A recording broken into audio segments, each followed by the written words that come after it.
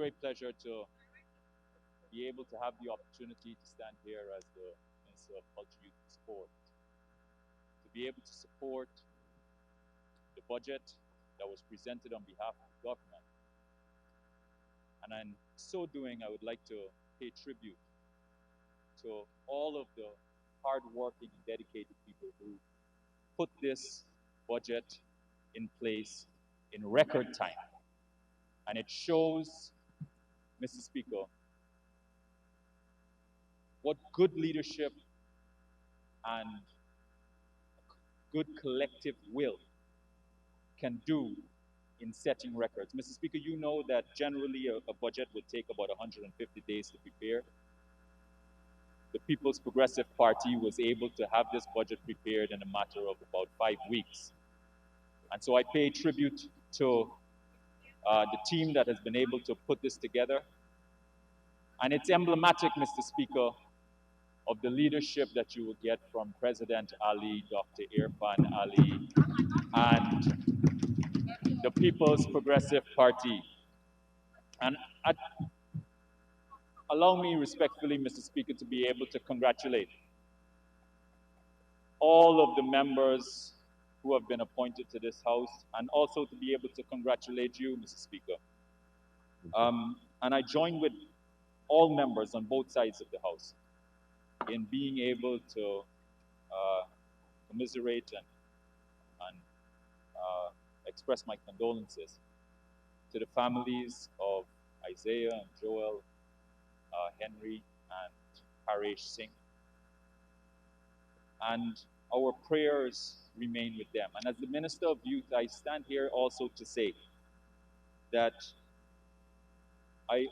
it is a national disgrace for anyone in this country and anyone in this House to use the deaths of those teens, those 3 teens, for cheap political points,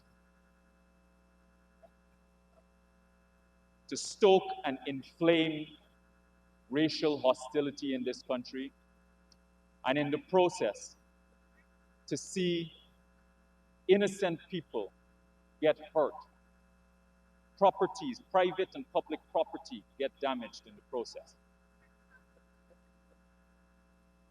and create the hostility amongst people and villages that potentially can resonate. And I want everyone in the country to know that young people are not tools to be used for cheap political points. And on behalf of all of the young people in this country, I say that we don't buy in to the race rhetoric. And the race inflammatory situation is going to end with our generation. And we will never allow anyone, regardless of who they are, destroy our country, because it is we that have to inherit this place.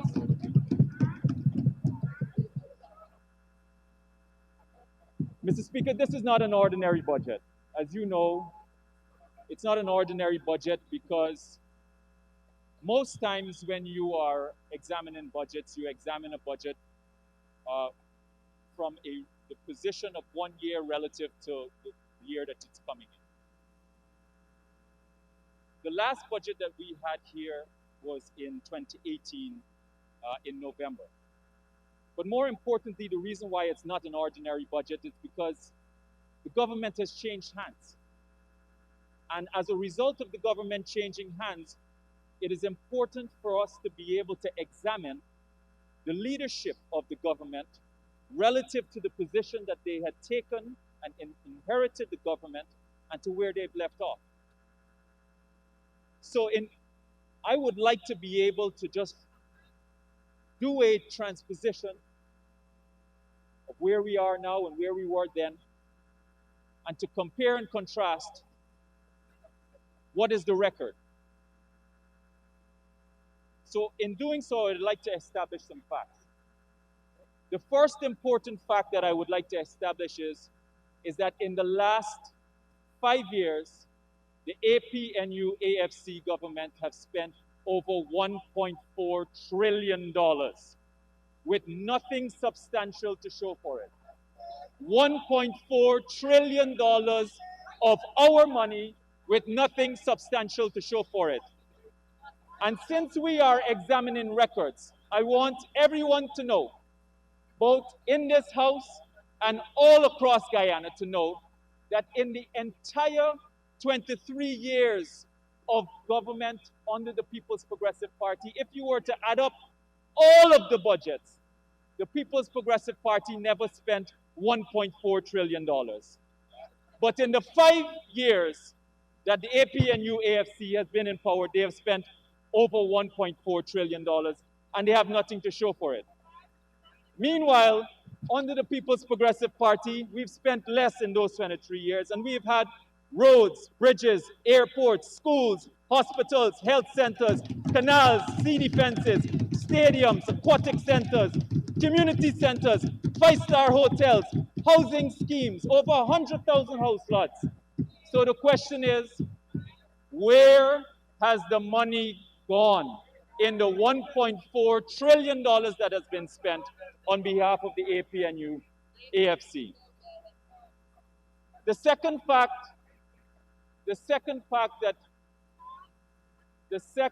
that I would like to establish is that the APNU AFC has left the country in a financial hole.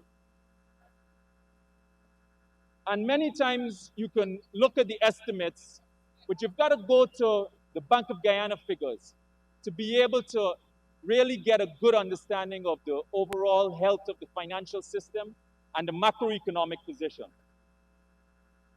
When the PPP left office in 2015, we left over $10 billion in the central bank. Right now, there is an overdraft, which is a deficit of over $92 billion. That is a swing of over $100 billion. Where has the money gone? When we left office, there was close to $20 billion in our gold reserves sitting on the bank, in the central bank. Right now, it's under 500 million Guyana dollars. Where has the money gone?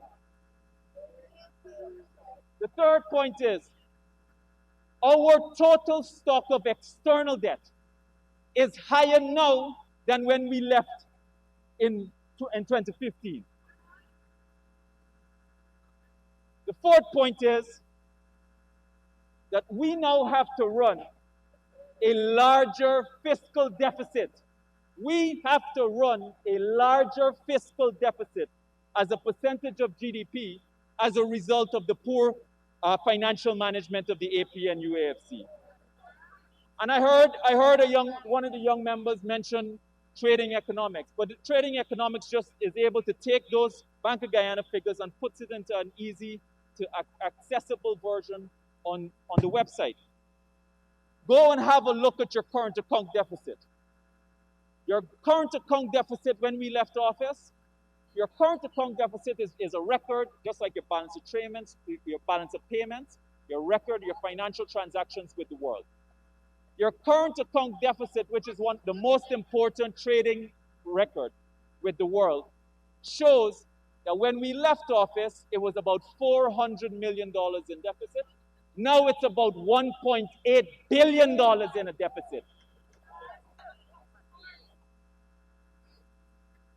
The third thing that I would like to give a good assessment of the financial health of the country relative to when the People's Progressive Party left it. It was, Let's have some order. Let's have some order. You have to be able to examine your export earnings of your productive sectors. So in 2014, when we left office, 2015, the productive sectors, if you compare 2014 into 2015, to where it is in 2019.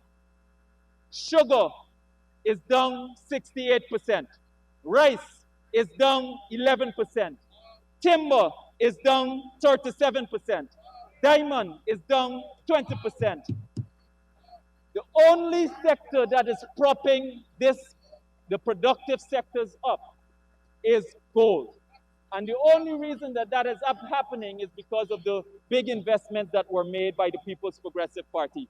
If you were to extract gold from the equation of your export earnings, the entire productive sectors, their export earnings are down 15%. So if you are really to examine who has had better financial management of the country and where the country is in terms of its financial health, it is the People's Progressive Party that has succeeded.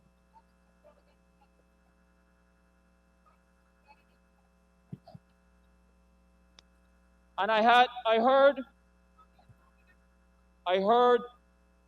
from the other side, I heard one of the members mention the word democracy. Mr. Speaker, the APNU AFC should never ever mention the word democracy. Unless the preceding words to the word democracy is, we do not believe and support democracy. And I was particularly surprised to the young member, the young honorable member who mentioned the word democracy, particularly surprised. And I won't call her name and I won't call any of the young members' names here because I know that they have a future. And as the minister responsible for youth, they fall under my care and responsibility too.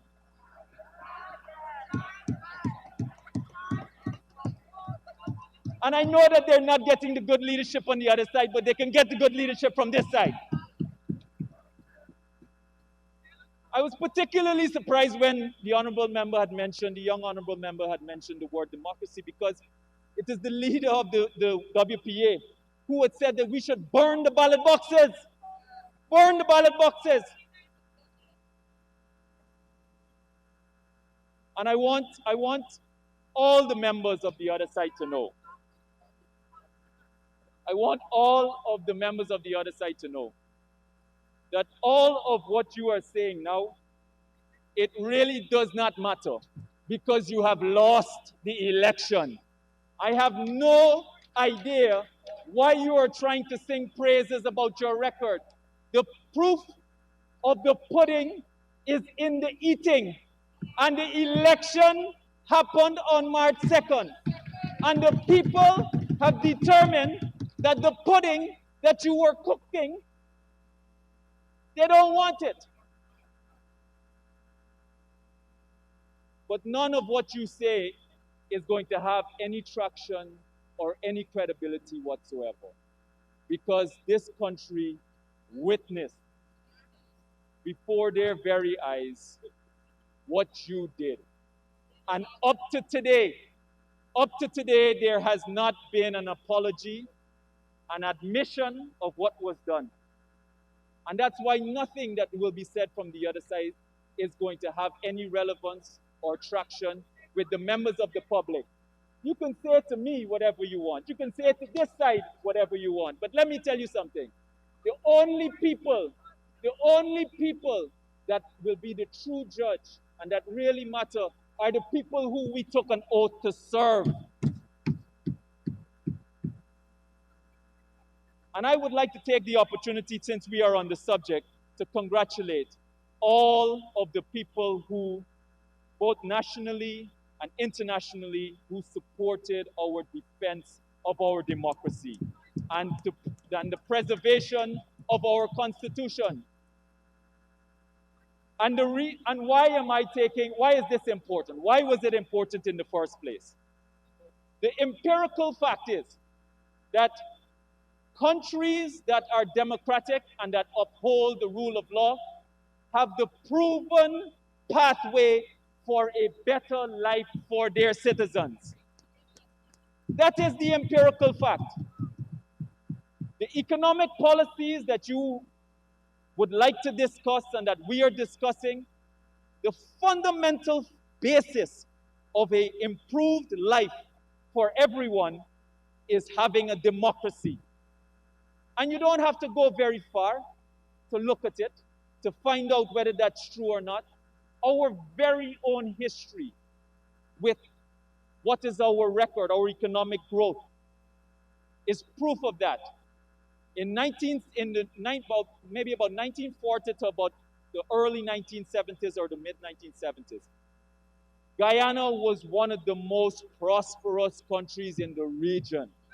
And because of the rigging of elections and the dictatorship that took a stranglehold of our country, Guyana turned to the poorest country in the Western Hemisphere.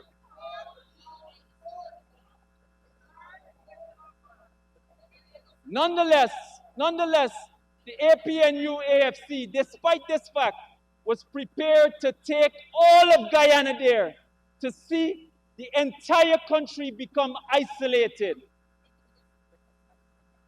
And I have to tell you that some people are still upset, are still so upset about the fact that they did not succeed on rigging the election.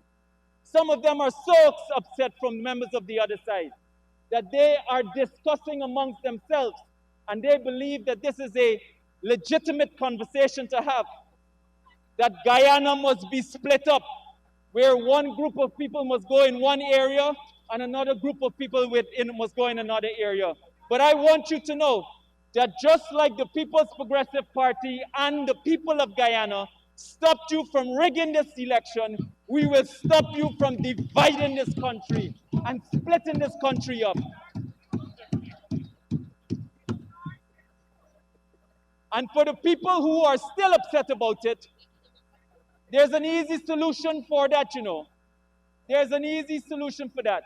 You can buy a plane ticket and you can go, but you need a visa for that, right? Sorry.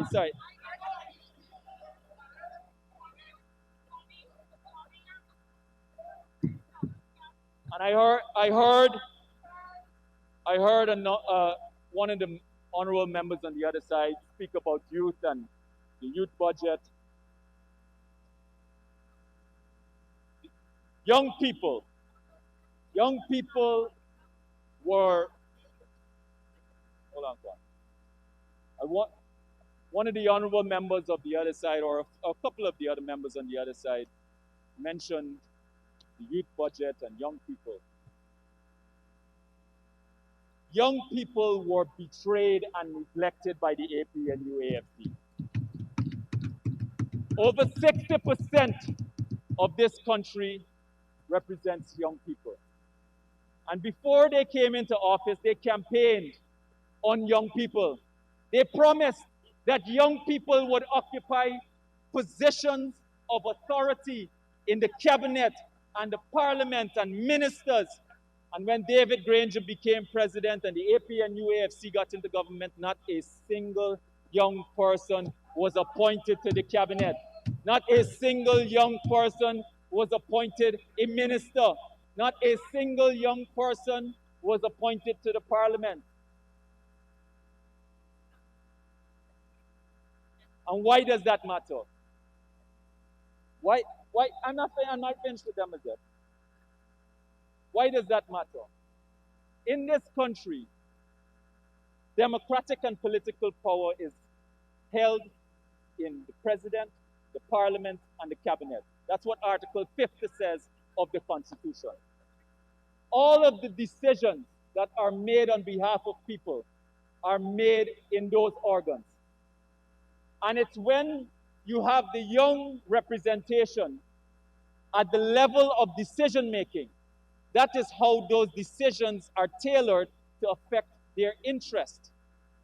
And that is why you would have seen the following. But it never made sense to me that why is it that when they campaigned for this young people and having young people in leadership, they promised that this would happen. It never made sense to me that young members like Christopher Jones and James Bond and Figueroa Young people were left out in the cold from these executive decision making. And then I heard from Winston Jordan. Winston Jordan, in his 2016 budget presentation, said that young people are not ready for leadership. Young people are not ready for leadership. That's what he said. And when and when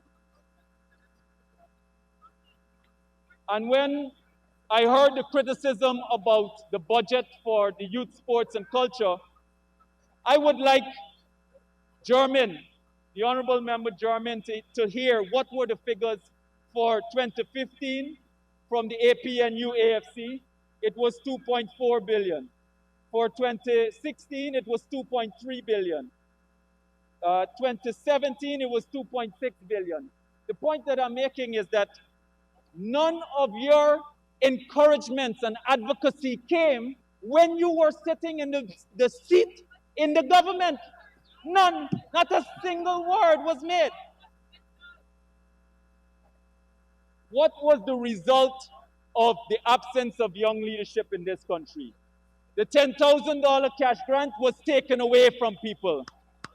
And they called it a political gimmick for all the young moms and the moms who had young kids, whether they have 5 kids or 4 kids or 3 kids.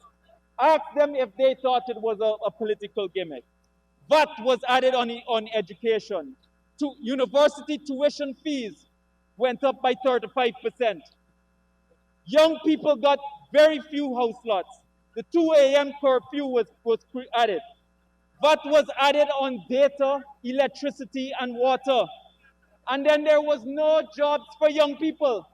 No jobs for young people. And when David Granger was asked about the jobs for young people, he said that it is not the job of the government to be able to create jobs, and that they must go and sell plantain chips, and they must go and cook up, and pepper sauce. So let me tell you what the People's Progressive Party is going to be doing for young people in this country. We are returning the $10,000 cash grant and increasing it to $15,000. We're going to double the uniform voucher. We're going to have the $25,000 COVID relief for all families. The removal of VAT from electricity and water. The removal of VAT from cell phones. Education will get $52 billion in this country. We're removing corporate tax from private education, removing corporate tax from healthcare, removing VAT from medical supplies. There will be 20,000 online scholarships.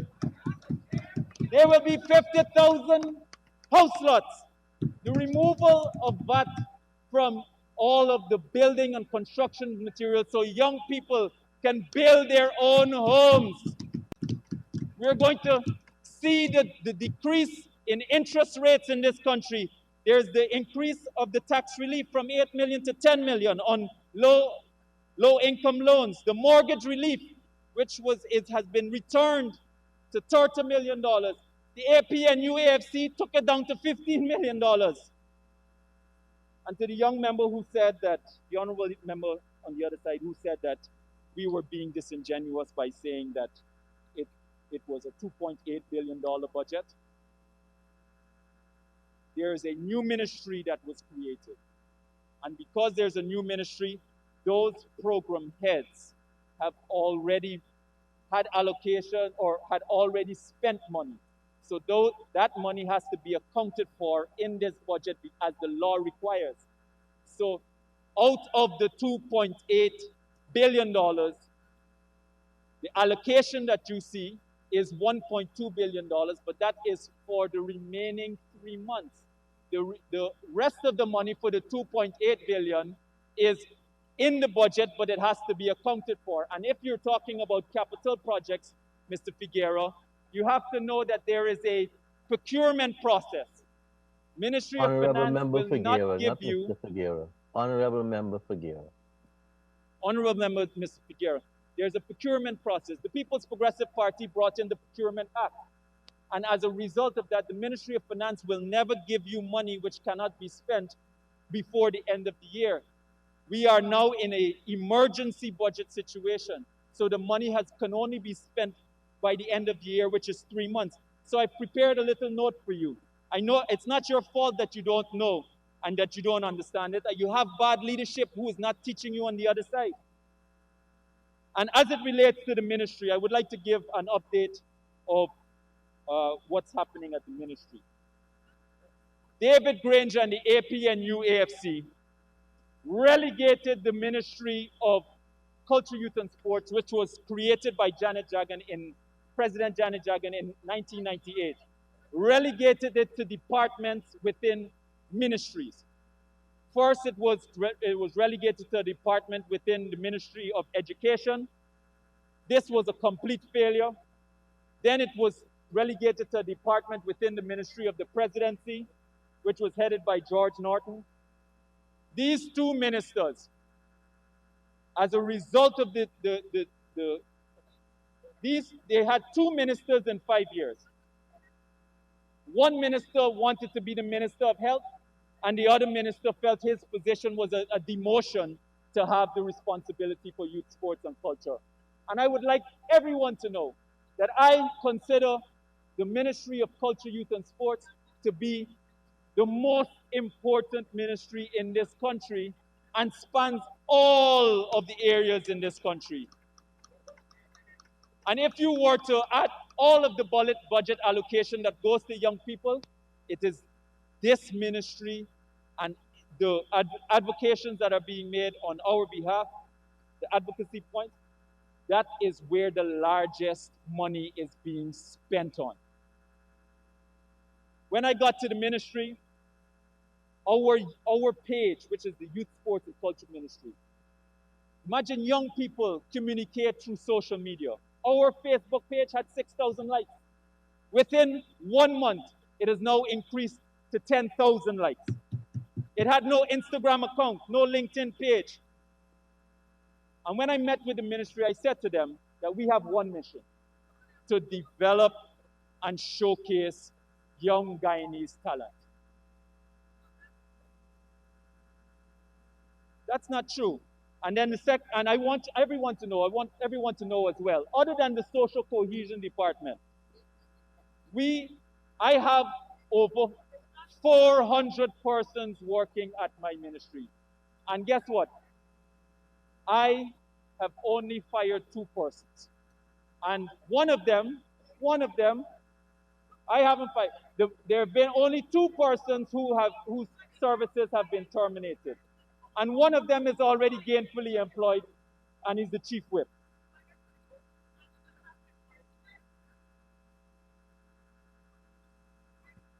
The social cohesion department. Social cohesion department is just like everything else we've had in this country from David Granger. David Granger said that he came up with this plan called the social cohesion department. And that he had this plan and that it was in his back pocket. The problem is that his pants never had any pockets.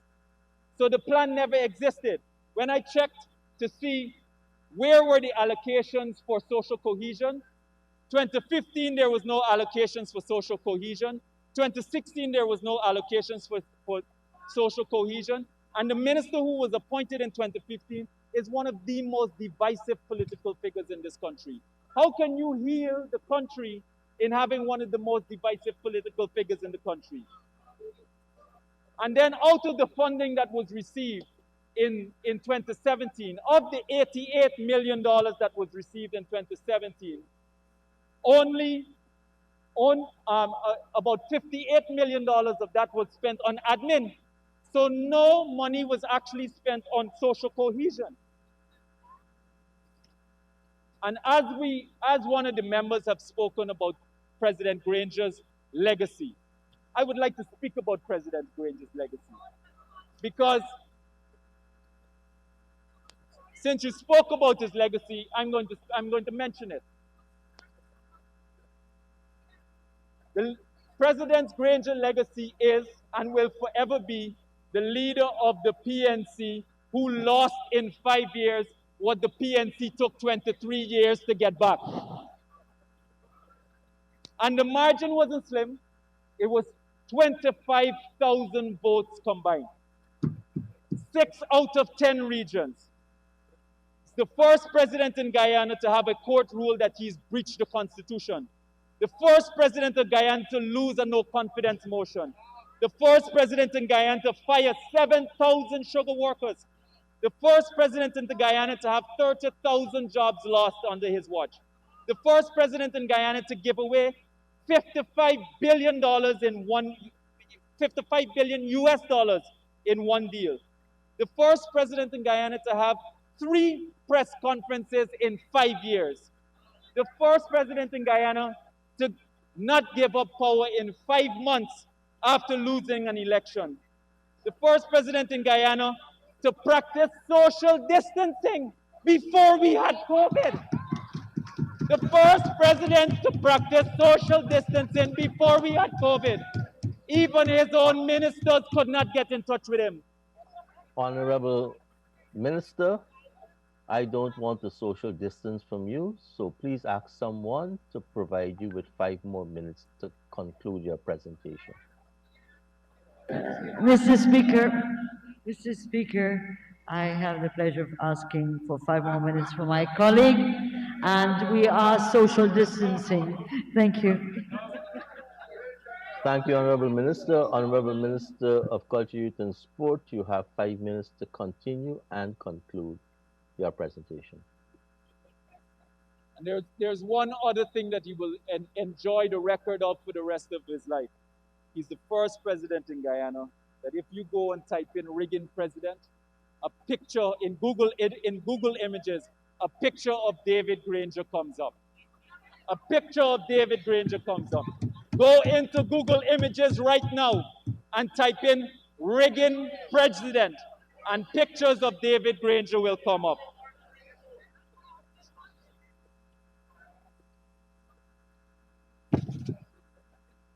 Mr. Speaker, I would like to deal with culture. Since the honorable member had mentioned culture, I would like him to know that, of course, culture is important. Culture is, of course, the fabric that gives a people its identity. The APNUAFC's version of culture, instead of him having to go and look to Jamaica as an example, why didn't he look to any of the ministers who had responsibility of the APNUAFC for culture? You don't have to go and use examples from another country to set a precedent. Why didn't you cite what was done by colleagues on your other side? Your version of culture is to buy $50 million worth of Buju Banton tickets and to have Buju Banton come to Guyana and big up Roger Khan.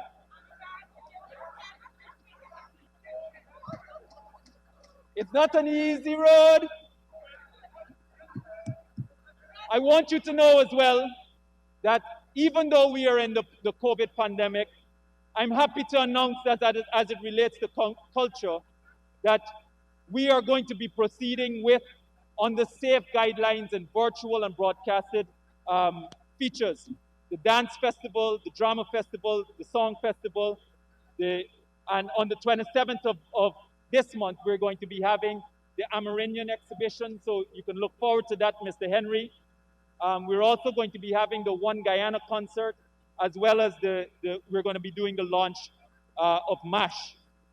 And I'm also happy to be able to announce as well, as you know, as you mentioned, the Honorable Member, Mr. Figueira, our budget allocation is likely to double as a result of the 3 multi-purpose facilities, and maybe even triple. It maybe even will triple as a result of those facilities. Those facilities are going to be international facilities. They're going to be world-class, and we are currently preparing the concept notes. We're currently preparing the proposals. So once that's done, we should be able to get the allocations for the next budget. One thing that I would like to be able to announce, I know that I'm running out of time. One thing that I would like to be able to speak about as it relates to sport, because we have a very exciting sports program.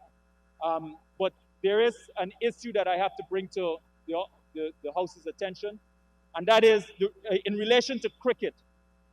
As an irregular situation had occurred, where in 2014 the cricket bill was passed with the support of both sides of the House. The APNU had supported the PPP because it was in a minority government situation at that time. So it had the support of both sides of the House. Lo and behold, that there was a challenge to that cricket bill. And shortly, a few years after that challenge, at the Court of Appeal, the Minister of Culture, Youth and Sport, the minister who had responsibility for culture, youth and sports, went to the Court of Appeal along with the Attorney General and consented to the provisions being suspended in that act. And the lawyer who they consented to for the suspension of the act that they agreed with and on its passage is none other than Roysdale Ford. They cooked up a book. Mr. Speaker, I stand on the standing order. 4-1. The first thing, Mr. Speaker, is that I'm a member of this honorable House, and I would ask the honorable member to refer to me. And secondly, Mr. Speaker, in relation to what was said, it is factually incorrect. No consent could be made to an attorney at law. Thank you very much. Honorable Member Mr. Ford, when you stand in a point of order, you ought to give the Speaker a chance to rule that you can continue. That's first. And secondly, you can only proceed on a point of elucidation, i.e. correction, if the current member speaking gives way to you. I note the first point of order you raised, and I ask the honorable member to refer to members as honorable and honorable Mr. Thank you very much. Yes, my apologies, my undeserved apologies to the honorable member, Mr. Ford. He will have an opportunity to respond to this, but I would like him as well as the public to know is that through the Attorney General that a motion has been filed, and we will be having the Cricket Administration Act be restored to its original condition, where to be fully enforced, but in a matter of days. And honorable member, to stick within the time frame, can you please conclude?